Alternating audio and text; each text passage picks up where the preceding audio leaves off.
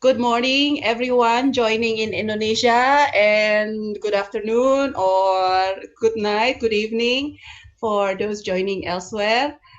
Thank you for joining the Forum Kajian Pembangunan this morning. And good afternoon Just or briefly good night. about our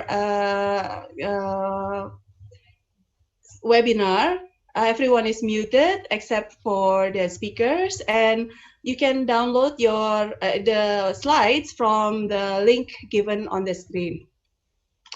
During Q&A, you can use the raise hand function.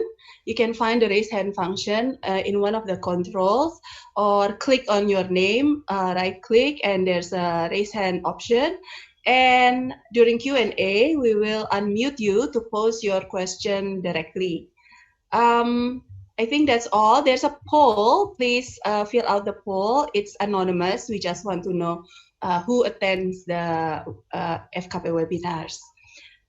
The Forum Kajian Pembangunan receives support from the ANU Indonesia Project and also the Australian Department of Foreign Affairs and Trade.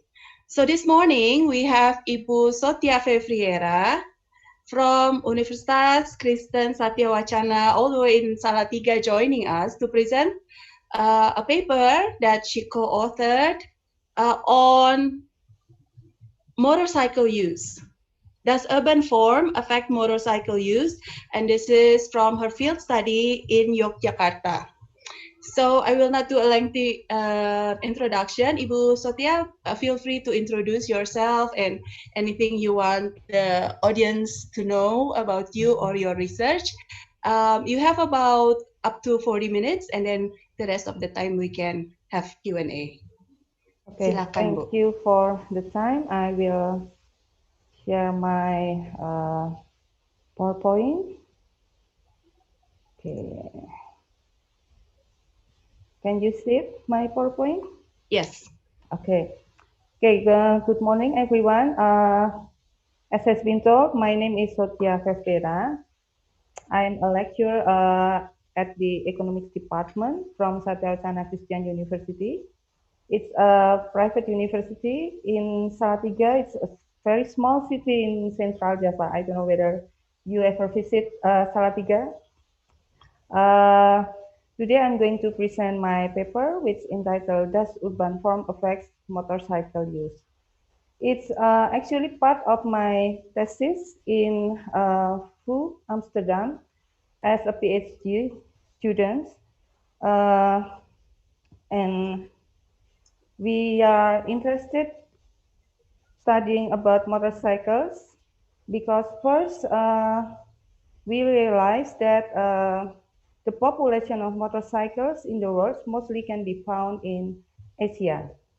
It's about 80% of the motorcycles can be found in Asia. And you can see in these tables the data or the statistic of motorcycles from some of Asian countries. We think that motorcycle is very popular or famous in Asia. First, because most of the countries in Asia is developing countries. So one of the characteristics of developing countries is that they usually have the high rate of urbanization, and the urbanizations then usually cause another problem, that is traffic jam or congestion in the roads of in urban area, especially in big cities in these countries. And the second reason we think why motorcycle is popular in Asia, it's also because in developing countries, they have an increasing income per capita trends. So most of the people in these countries can afford to buy motorcycle, which has a relatively much cheaper price compared to car. And about the congestions, I forgot to mention it. With the size that's relatively much smaller than car, then motorcycle can be very flexible in the road with congestions. So it can break through it can use the small space between cars. So it can make people who use the motorcycle can reach a place faster than people that use bus or a car. And despite that the size of the motorcycle is relatively small compared to car, and despite that motorcycle also consume less gasoline compared to car, but because of the number of the motorcycles that's quite numerous, then it also creates another problem, that is air pollution. Actually, there are already some studies about preference on not on motorcycle, preference on the transport mode, which study the impact of urban forms on these choices. But most of the studies were conducted in cities in Europe and United States. So usually they compare private car, not motorcycles, with public transportations and non-motorized transport modes. Because motorcycle is not famous in Europe and United States. What they study usually is whether the compact city theory is working or not. That is a theory which said that the more compact an area, then the more efficient the energy use. We also see that the study about preference on motorcycle is still limiting, and not many of the study that investigate the impact of the urban form. That's why we choose to study the effect of urban forms in the preference of transport mode. The study was carried based on our survey in 2006 in Yogyakarta. We know that Yogyakarta is the smallest province in Java. However, in terms of the ratio of number of motorcycles to number of people, Yogyakarta is in the second place after Jakarta. The survey was carried in 3 areas, in Yogyakarta City, Sleman Regency, and Bantul Regency. We choose these 3 areas because they have the highest population density and population growth, and also in terms of the income, they are also the highest. I don't know whether the audience is all from Indonesia or not, so I also prepare the map of Indonesia. So if there are audience that comes from outside of Indonesia, you can see that Yogyakarta is this small area in Java. It's the smallest area in the island of Java, and if I enlarge this area, then we can see the gray area. This is the map of Yogyakarta.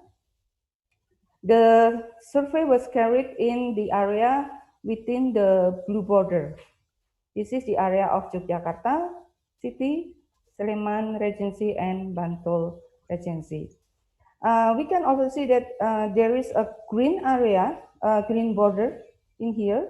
And the area within the green border is actually what is called as Yogyakarta agglomeration. And the survey is not done only in Yogyakarta agglomeration, but also outside of Yogyakarta agglomeration. So all the area within this blue area. The sample comes from about 200 households in those area. This survey actually also part of our other studies on energy consumption. And the data that we use for this paper comes from the travel behavior of these household members. What we did is we record or collected data about the travel behaviors both in commuting activities and also in leisure activities. The analysis method that we use is multinomial logistic. And also we enrich our analysis with descriptive statistics.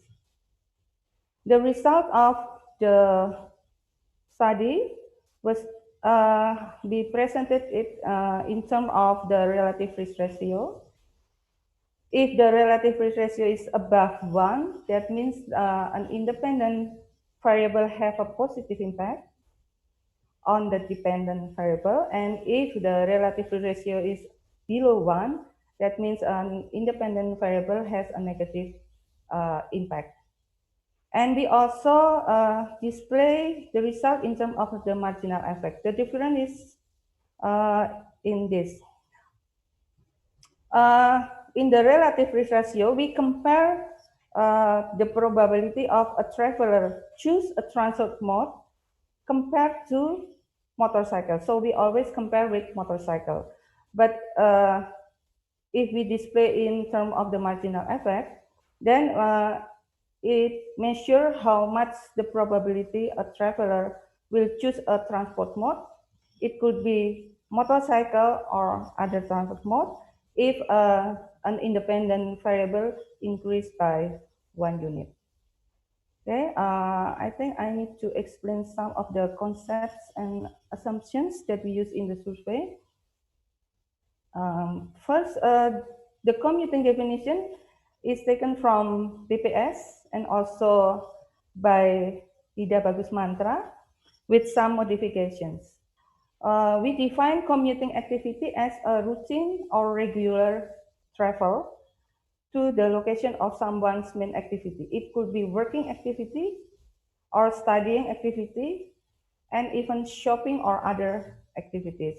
The traditional commuting activity usually only define commuting as an activity of working and studying.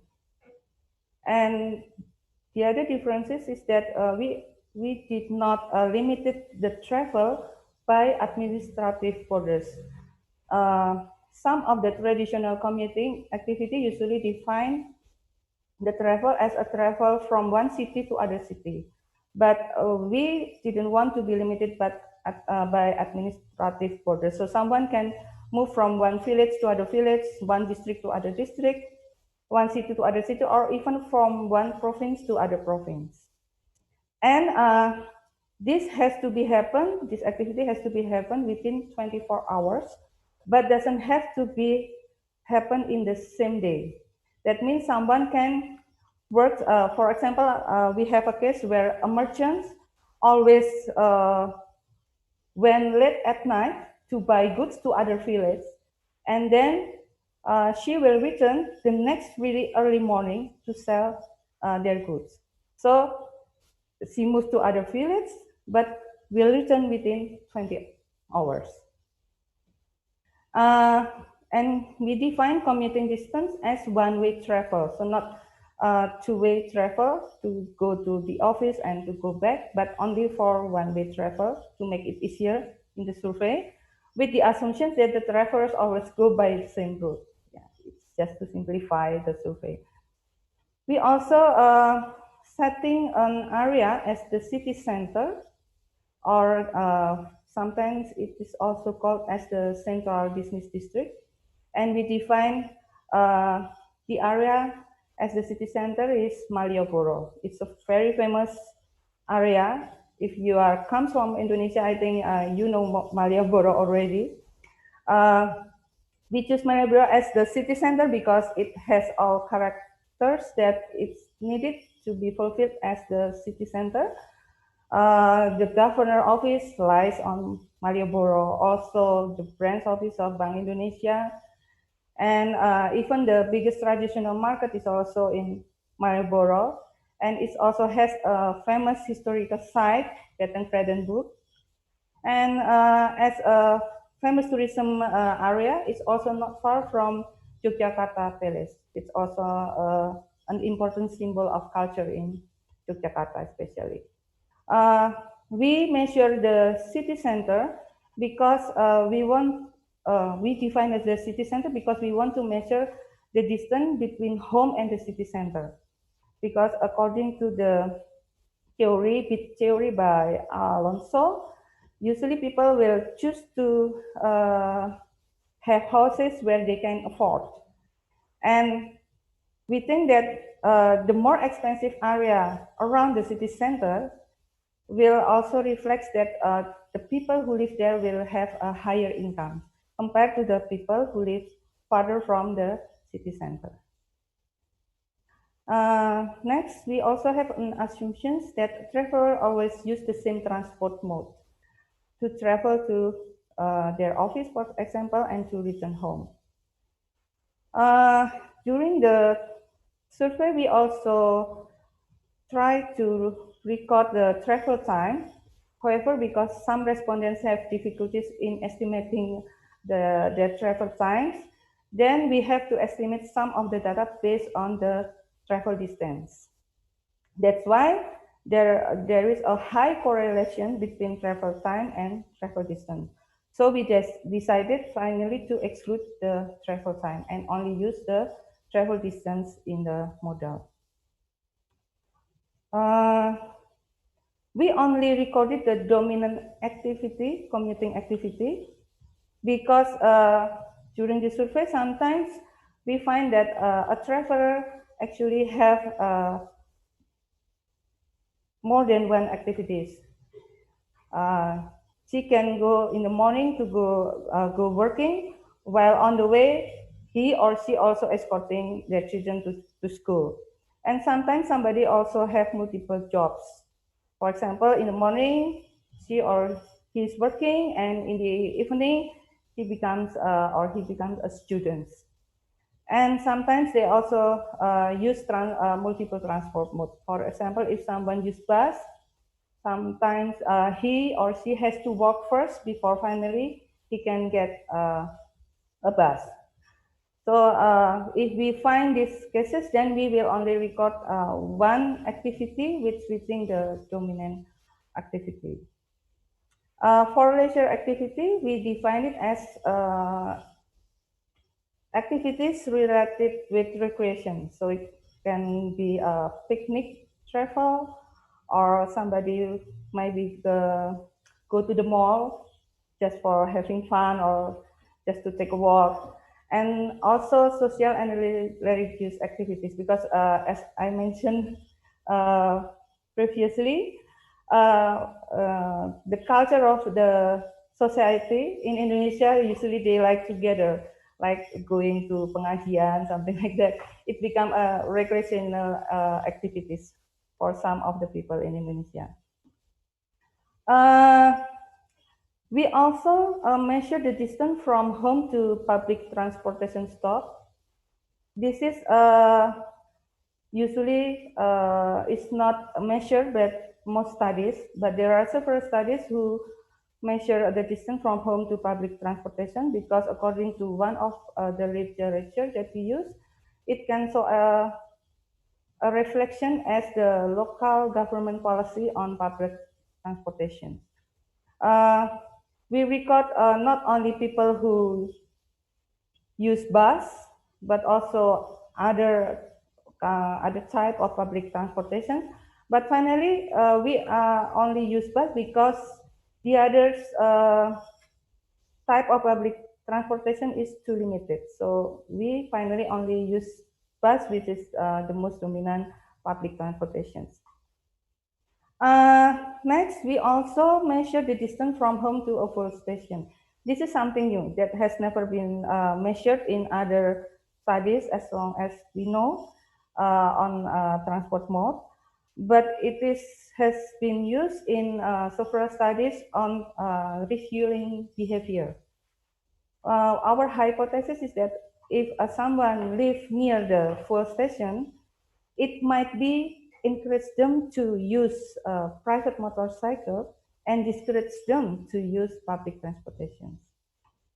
But during the survey, we found out that not the respondents can measure the distance between their home and the nearest fuel station, because most of the respondents usually by fulls, not at the nearest full station from their home, but at the full station on their way on working or on their way they escort their children.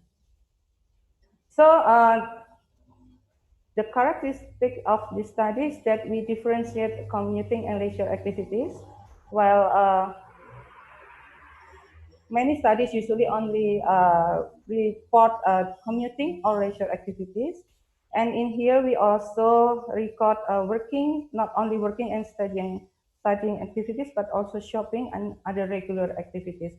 This is some activities that might be done by retired persons. They also sometimes have regular travel activities like to do exercise or having regular medical treatment, something like that. And we also in here include two variables, the distance from home to public transportation and to fuel stations, which has not been used by many studies on transport mode in Indonesia. So let's go to the results. First, we found that motorcycles is really dominating both in commuting and in leisure activities.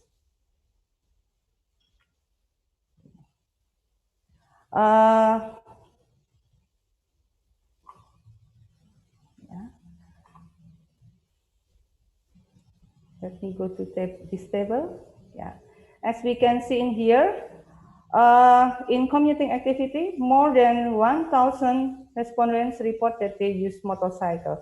Well, for other transport mode, the respondent that reported use this kind of transport mode is less than 400.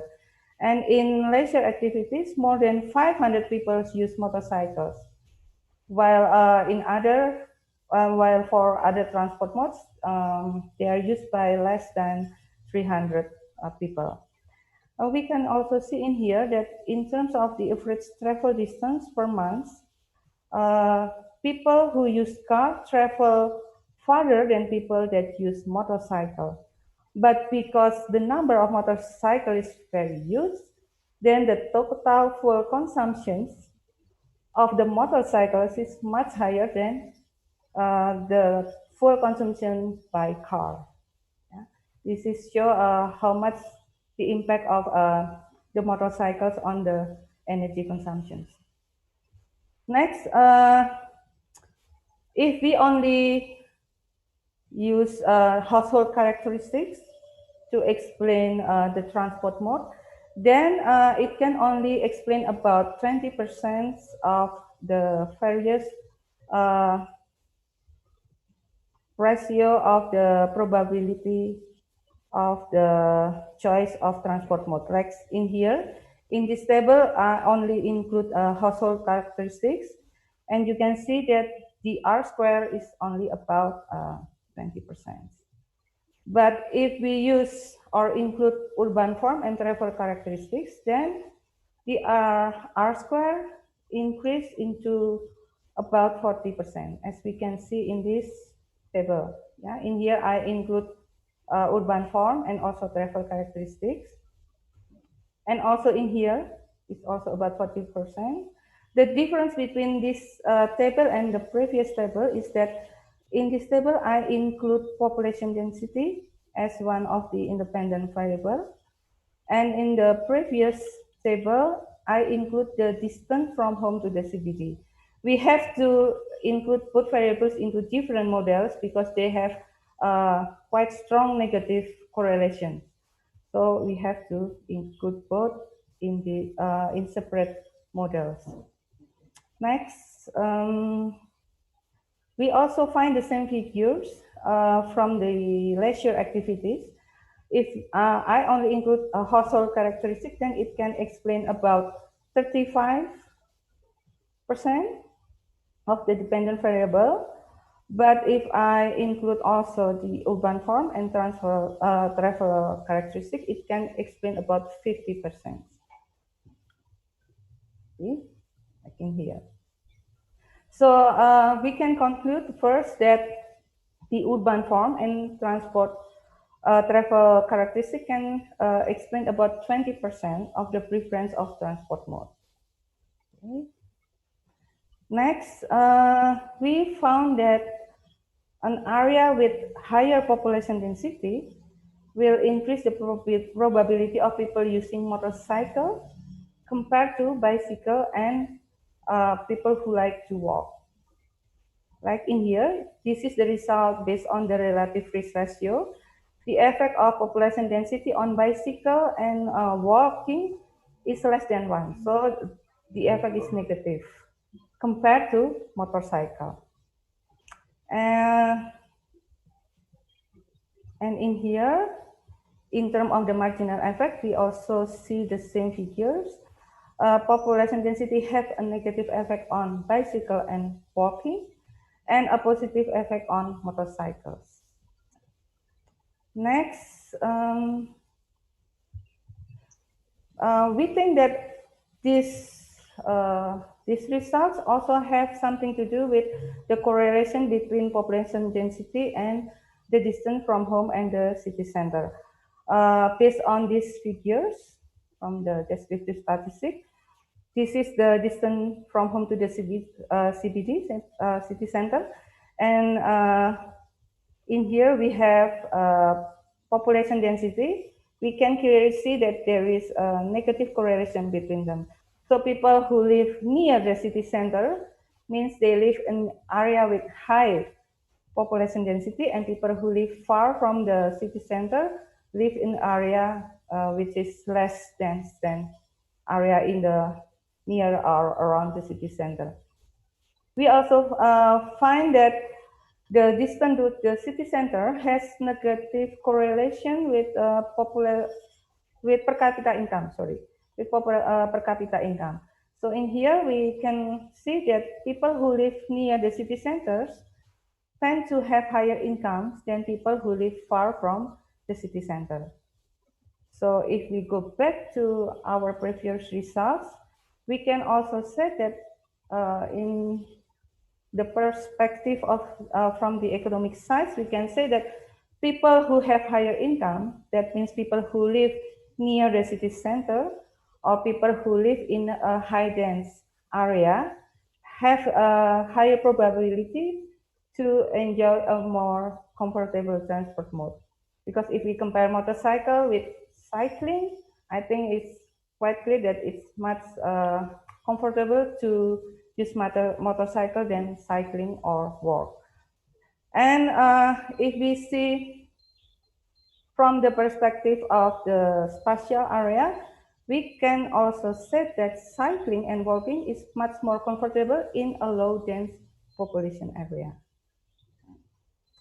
We also find that the distance from home to the city center also increase the probability of people using bicycle and decrease the probability of people using car.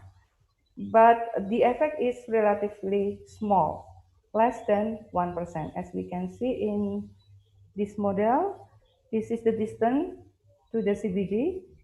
The effect on the car is negative, so it's decreased the probability of people using car, the more farther the distance from home to the CBD, but increase the probability of people using bicycle. It's basically also support our previous results.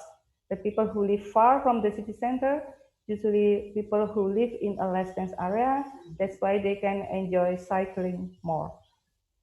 And in here, we can see in terms of the marginal effect, the effect on the car is negative for the distance to the CBD, and the effect on bicycle is positive, and the effect is less than 1%.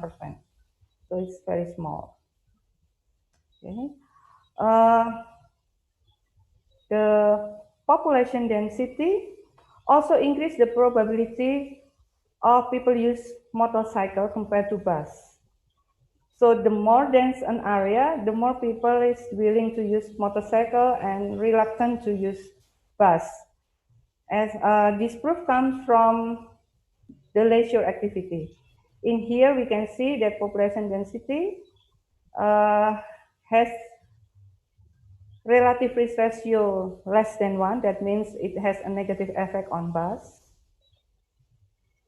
And also in here we see that the effect in terms of marginal effect is negative for bus. I imagine that in a high density area, the congestion must be very bad. So if I choose to use bus, then probably I won't be able to get in time to a place that I want to go, because I will be by the bus. The bus has to compete with other transport mode, car and motorcycle, especially because in Yogyakarta there is no specific road for bus. Like in Jakarta, maybe busway have specific road. So although it's still sometimes some motorcycles and car breaks into that road that actually can only be used by busway, but in Yogyakarta there is no specific road for bus. So the bus has to compete to share the road with car and motorcycles. That means I can go faster by motorcycles in high dense area. Okay. Next, we also found that urban and rural area decrease the probability of people using car, and rural area increase the probability of people using bicycle. Like in here, we can see this is also comes from the leisure activity, the evidence. People who live in urban and rural area have negative impact on car and positive impact on bicycle. And also in here, we have negative impact in terms of marginal effect and positive on bicycle. The same also in here and here. Yeah. Quick question, Bu. Yeah. For the survey area, what percent in terms of area maybe it's rural? So my impression is that the greater Jogja area is mostly urban. Yeah. The urban is quite small area. I cannot really remember how much percentage, but only few villages. So based on the statistic of Yogyakarta, they classified the villages into big cities, medium, small, and rural area. We define big cities as urban area, the medium and the small as peri-urban area, and rural stays rural area. So most of the area is actually urban and rural area. Okay, can I continue? Yes, silakan. Yeah. And we also find that the distance to a bus stop also decrease the probability of people using bus.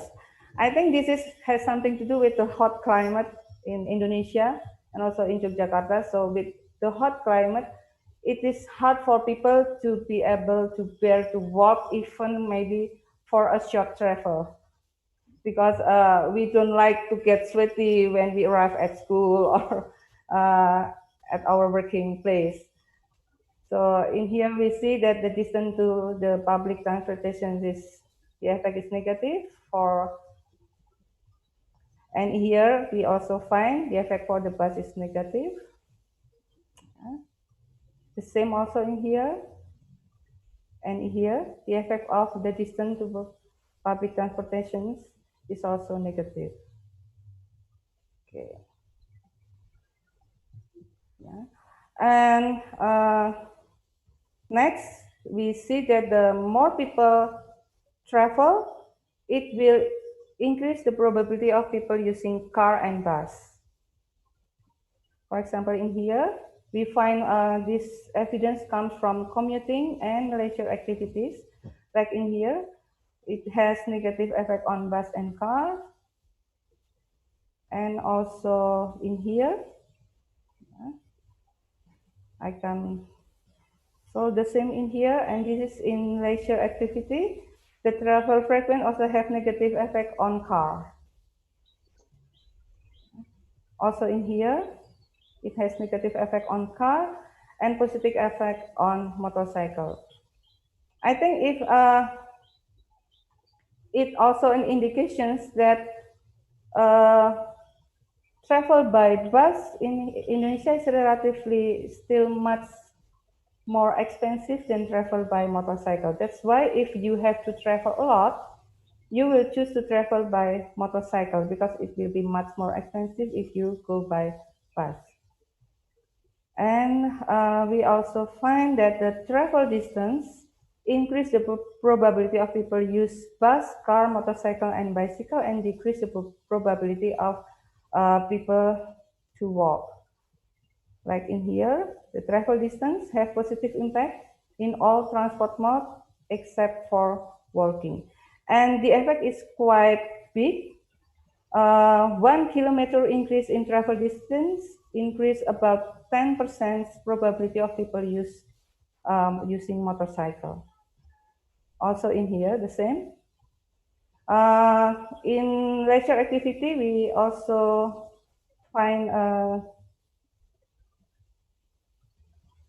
in here we find similar result that the travel distance also increase all kind of the probability of people using all kinds of transport mode except of walking.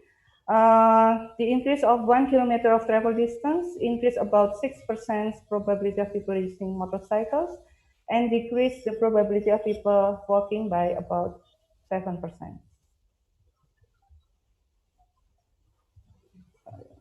Okay.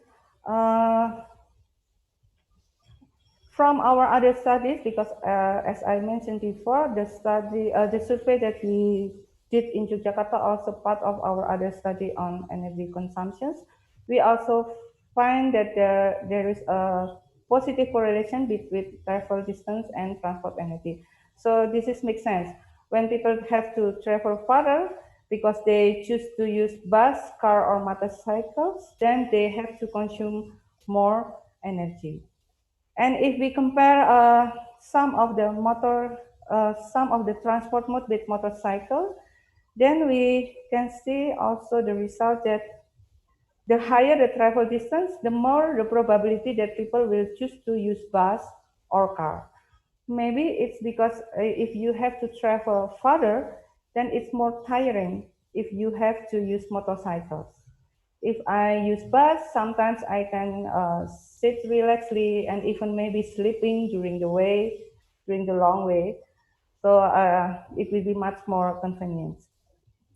If we compare bicycle and walking with motorcycle, then we can see that the effect of the travel distance is negative on bicycle and walking. As I think this is also makes sense because if you have to travel farther, it's more tiring if you cycling or walking.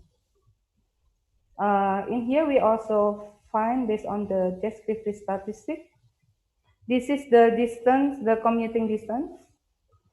And in here, we have the distance to the city center. We find that there is a positive correlation between the distance to the city center. So if you live near the city center, you tend to have a shorter travel distance than people who live far from the city center. In the opposite, what I can say, because the city center has a negative correlation with population density, we can see the opposite pictures in here. People who live in a high dense area tend to have a shorter travel distance than people who live far in a much higher density area. So, I'm sorry. I should press the other. Sorry. So I think it's an indication that most of the activity centers, whether it's office, schools, and entertainment facilities, are still concentrated in urban area. That means people who live far from the city center, they have to travel farther than people who live around the city center. We also calculate the contribution of motorcycle on the total CO2 emissions, and it contributes to more than 60%, while bus, because bus is only used by very limiting people, it only contributes about 2%. So if we try to compare a motorcycle with public transportation, it will be difficult. It's like it cannot be compared because it's like people will never really choose of using bus. So if there is a policy who wants to switch or encourage people to use bus instead of a motorcycle, we think that it will be very difficult or a huge challenge. On the other hand, if we think about the possibility in the future, whether people maybe can be encouraged to use electric motorcycles, because if we cannot persuade people to use bus, then maybe we can try to persuade them to use electric motorcycle. The problem is that the market is not ready, I think. We know that there is no adequate supporting infrastructure. For example, we know that there is still no places where people can recharge the battery of electric motorcycles. And in terms of the price, the electric motorcycles is still considered high or expensive. And also, people maybe will compare how long it takes for them to refueling. If I use a traditional motorcycle, it's very quick.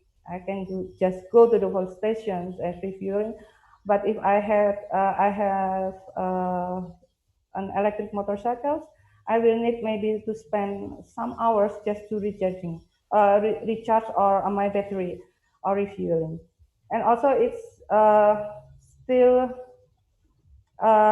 there is a problem that the electric motorcycle can only be used for limiting travel distance and speed. So the conclusion in here is that first, motorcycle is still very dominating, and that the urban form and transport travel characteristic can explain about 20% of the preference on motors on transport mode, and that population density really can increase the probability of people using motorcycle and discourage people of using bicycle. And the intermediate distance between home and the city center can also increase the probability of people using motorcycle, and that the travel distance really have a strong significant effect on motorcycle usage. So if we can reduce the travel distance of people in their daily activities, like they can go to the office around their home, they can go to the market or to the schools around their home, maybe it can reduce the growth of motorcycle, of the uses of motorcycle. I mean, because if it's not far from home, maybe people willing to consider of using bus or cycling or maybe even walking. Okay, that's all my presentations. Thank you for the time. I hope, okay, thank you, Ibu Sotya. Yeah, that's a lot of findings to digest. Yeah. So I'm opening the session for questions or comments. While I wait for people to raise their hand, maybe I have a couple of questions. Yeah.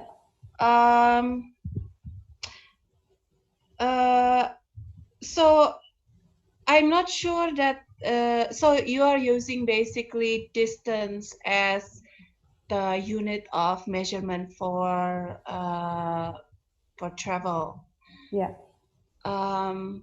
I'm wondering whether you have thought about using time. For example, because distance, if it's during traffic, the time can be longer. So how is the opportunity cost of time included in the model? And maybe the second one, just a simple question, does bus include angkot and variations of angkot? Because in Jakarta we see a little variations of angkot and the formal, informal ones. So that's it from me. Maybe should I take more questions or do you want to answer each? It's up to you. Maybe I take the two questions here so that you can, maybe there are overlapping questions. Pak Hendra Permana, so you can unmute yourself. Yeah, silakan Pak, if you would like to pose your question. Thank you. Thank you. I would like to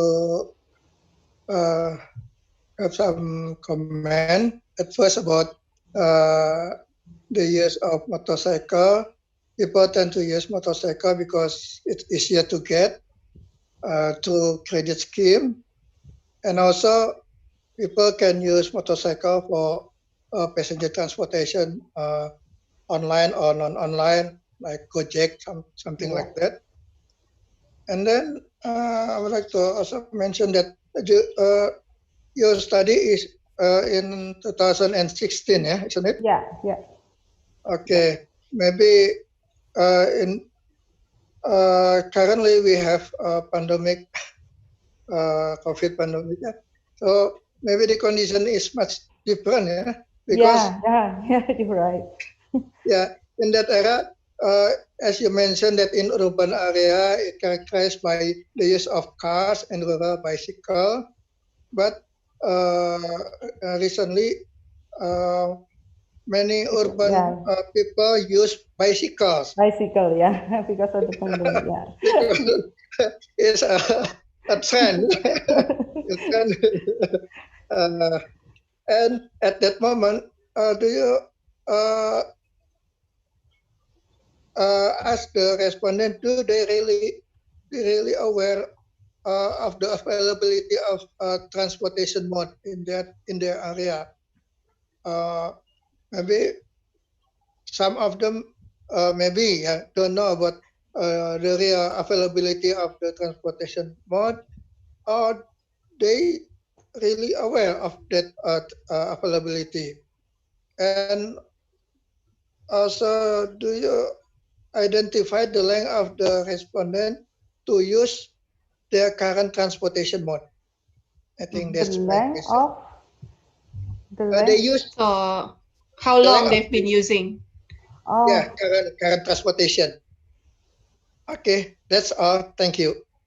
Thank you, Pak Hendra. Very good questions. Where are you based, Pak? Where are you joining us from? From Bandung. Wow, that's great. Thank you, Pak. So next is Pak Max Sambodo. If you would like to pose your question, Pak Max. Baik, terima kasih Bu Sotya untuk paparannya yang sangat menarik ya, risetnya, dan ini sangat berguna nih. Terutama saya agak cukup ini ya, kesimpulan Ibu itu mengatakan memang susah ya untuk bisa mengurangi penggunaan motor gitu ya, jadi akan sangat sulit. Oleh sebab itu Ibu sarankan mungkin untuk mengurangi penggunaan energi fosil itu bisa menggunakan kendaraan menggunakan energi listrik gitu ya.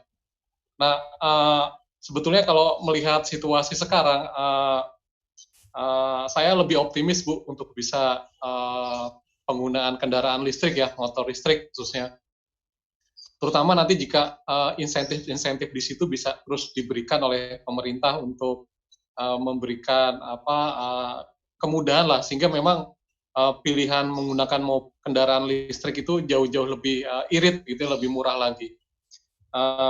Itu yang pertama. Terus yang kedua, tadi di data saya juga terkaget-kaget ya, ternyata saya kira Indonesia itu nomor 1 Bu dalam konteks pengguna kendaraan motor ya.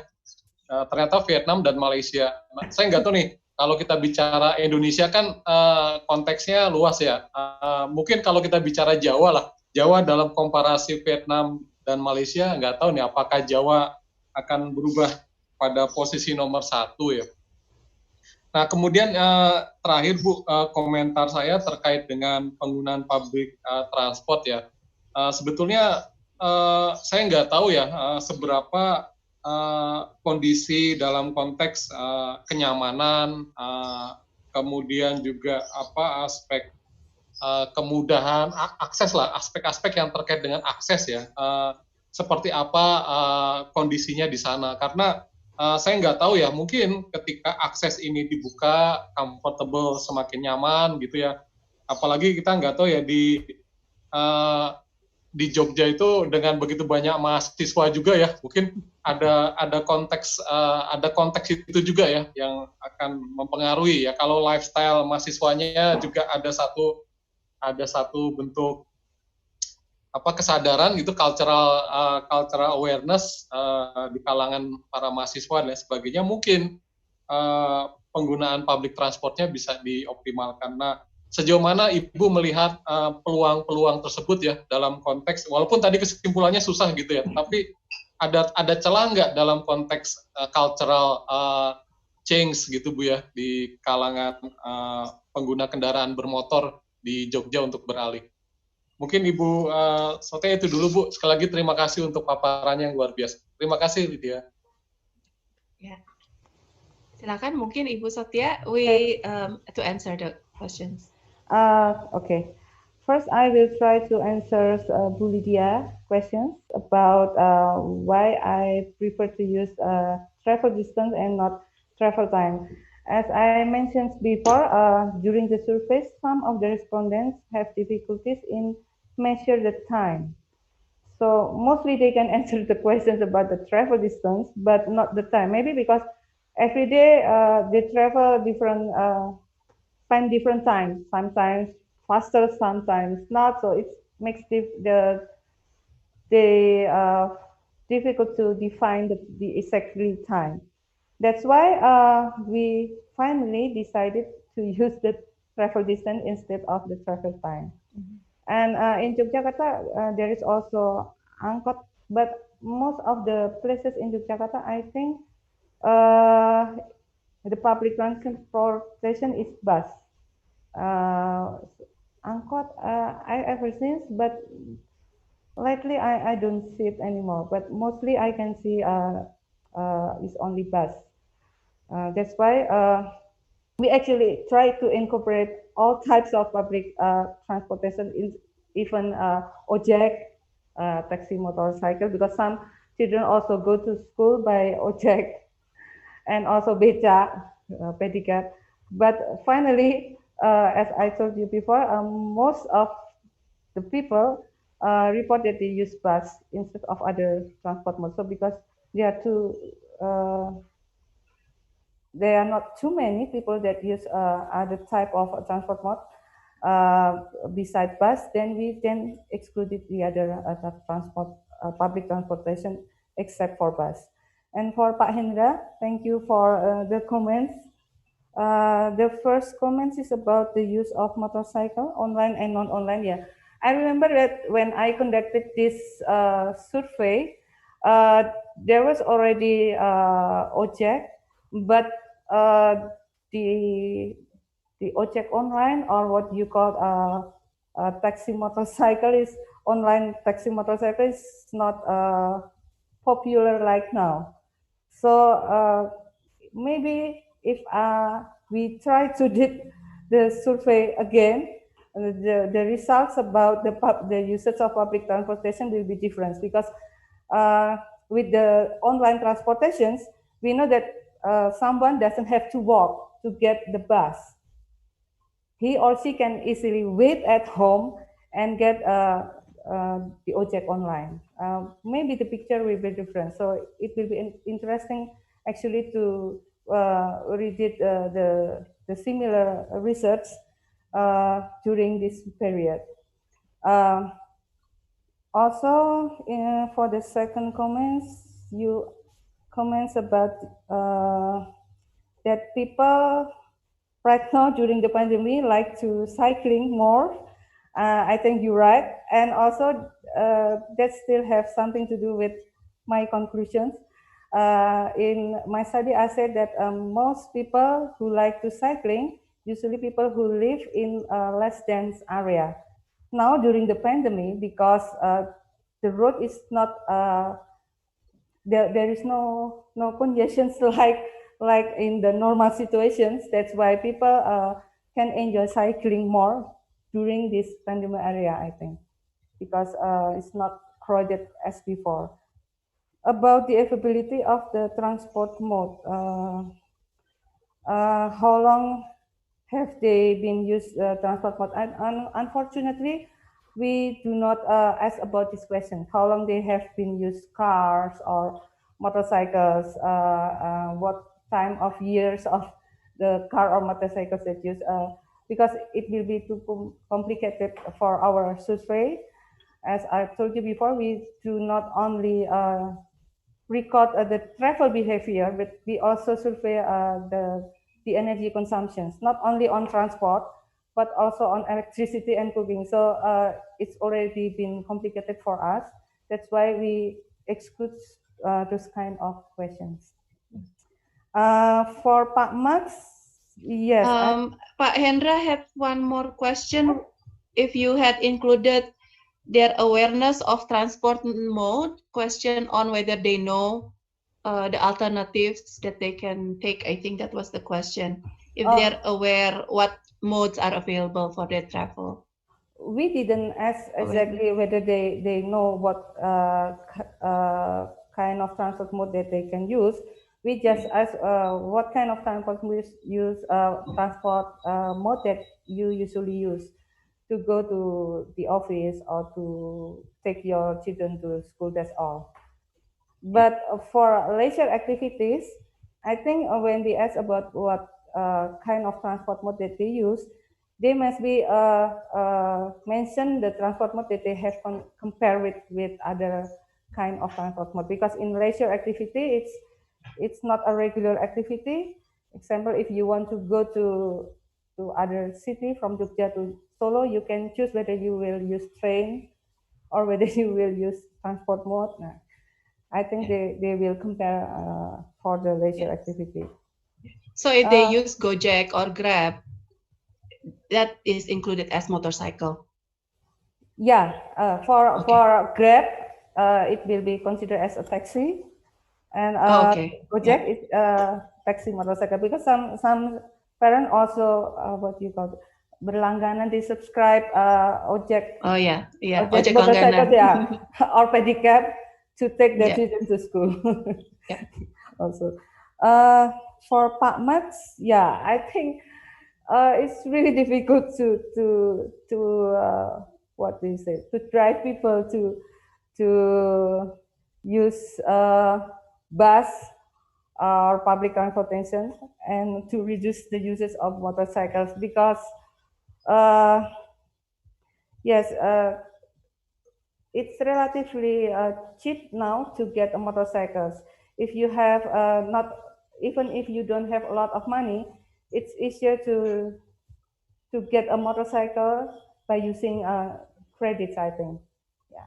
So maybe it's a dilemma. If we want to encourage people to use public transportations, we have to make sure that not only the public transportation is much cheaper, but also, as you said, it must be comfortable, and it can be dependable even in terms of time. Then that might be difficult on big cities like Yogyakarta, because with congestions, like I said, in Yogyakarta there is no specific route for bus. Maybe it's difficult to make sure that I can get to my office or the school really on time. That's also the problem. But yes, I think we should always be optimistic for the future, especially for the development of the electric motorcycles. We know that our government also try to develop the development of the not only motorcycles, electric motorcycles, but also electric car.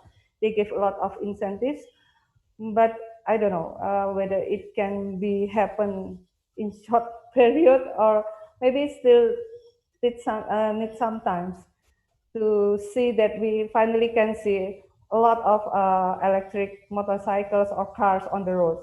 Because as I said before, if I need to recharge the electric car or motorcycles, I think the infrastructure is not ready in Indonesia. And I think the government needs to sometimes also to provide all kind of that infrastructure. But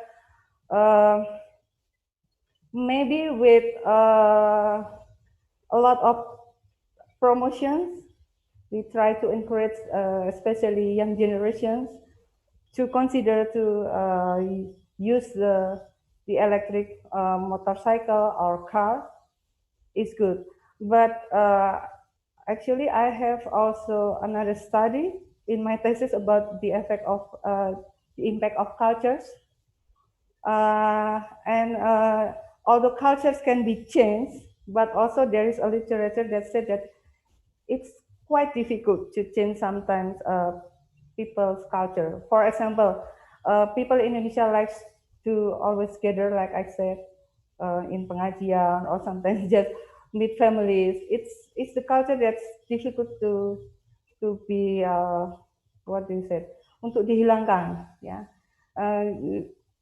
So it's possible to change the culture, but it's not easy. I think we need to promote it more frequently, especially to the young generations, so that they aware of that they need to take care also the environment, especially for themselves in the future. The other problem is that despite that the green energy is really promising, and we know that we cannot depend forever on the fossil fuel, but my other studies in my thesis also found out that the power density, that means how much you can generate energy from the resource, if we compare the fossil fuel or non-renewable resources with the green resources, then the power density is difficult to be compared. So the power density of the green energy is relatively much lower than fossil fuel. While people keeps growing, populations keep increasing, and we have to make sure that they get energy that they need for their life. That's why it's very difficult sometimes to be released from our dependency on fossil fuels. But because we know that finally it will be ended, it will be exhausted. So we know that we have to be optimistic and keep try to developing our green energies. Yeah. Okay. I think no more questions, no more hands raised. So I think we are also getting out of our scheduled time. We look forward to your finished paper, Bu. There are a lot of things that we definitely learn more. Yeah, thank you for the more about also. the issue of motorcycle use. This is also going to be a great resource for economic students studying ekonomi regional, ekonomi transportasi, and so on, because it's a recent study. So I recently read somewhere that a sign of developed country is not where the poor have private vehicles, but where the rich take the public transport. I think this is still a long way to go from Indonesia, and from your study, it seems that it's very hard to turn things around because motorcycle is very much dominating and the alternative that people prefer. Yeah. So thank you again, Ibu Sotya. I'm going to unmute everyone if you would like to say thank you to Ibu Sotya or give say hi or something. Thanks for your time. And again, as I mentioned, the video will be available on our website if you would like to see it again, or to refer other people to the video. And also the slides are available through Dropbox. The FKP Secretariat, again, is supported by the ANU Indonesia project and the Australian Department of Foreign Affairs and Trade, for which we are grateful. Again, thank you very much, Ibu Sotya. Good luck with the rest mission. And I hear you're going to be defending your research. So good luck with that. Thanks, everyone. Join us again on Thursday. There's another FKP on Thursday on how we support working women through providing childcare facilities. So you can check our website for that event. Thanks again, and see everyone at next time. Thank you.